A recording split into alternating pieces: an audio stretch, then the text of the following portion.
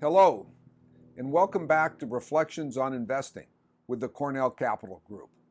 And today we're going to take a cue from a billionaire investor and Oaktree founder, Howard Marks. And back in 2018, Mr. Marks wrote a book on market cycles, and he developed a checklist to determine whether the market was frothy or depressed. And what I'd like to do is just take you through some of those items. And the first is recent performance of the market. And no better place to look for that than the CCG Unprofitable Index.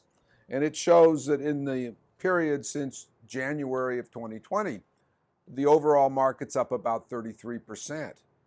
But risky securities, such as the unprofitables, are up 250%. So on our checklist, the market is clearly strong.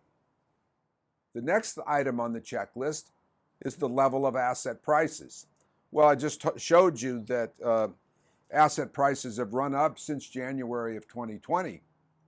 And it turns out in the decade before, the decade of the tens, that was actually one of the best decades in history for U.S. stocks. So put the two together and asset prices are very high. If you follow the internet chatter on investing, you'll see that most people are talking about to the moon. We've got to be in stocks now. That's the way to go. In other words, on Mr. Marks' checklist, the outlook is very positive.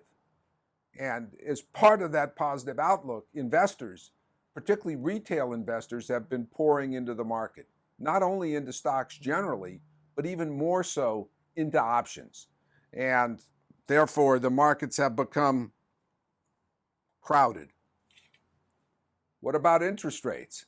Well, you have to be pretty much living under an investment rock to not know that interest rates are low. Every day we hear something about the Fed and whether it's going to taper and interest rates are going to rise and so forth, but now they're low. And lenders, part of the reason they're low is lenders are anxious to lend.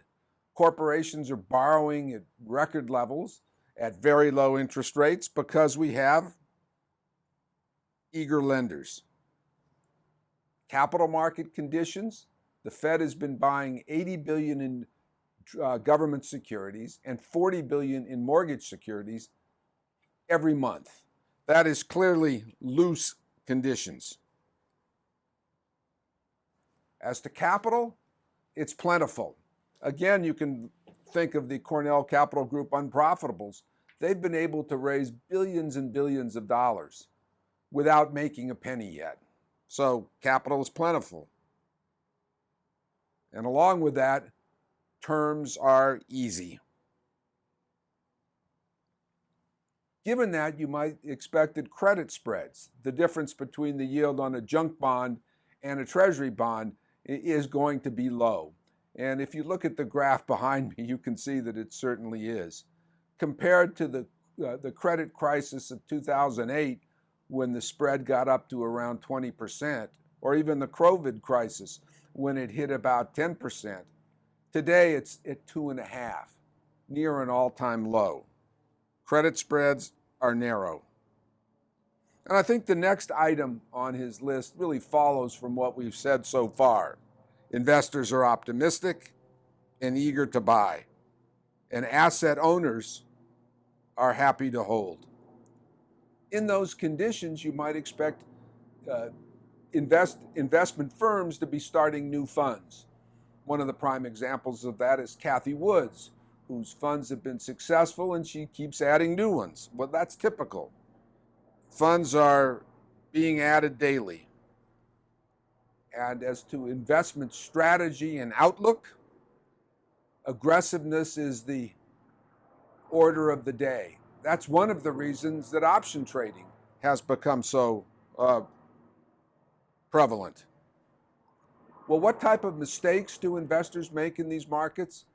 Mr. Marks talked of buying too much and taking too much risk.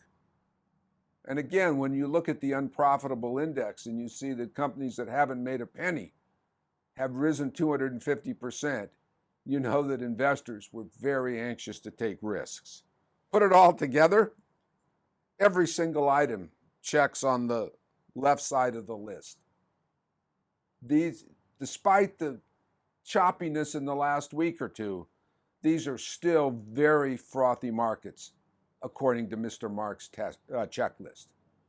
This has been Reflections on Investing with the Cornell Capital Group.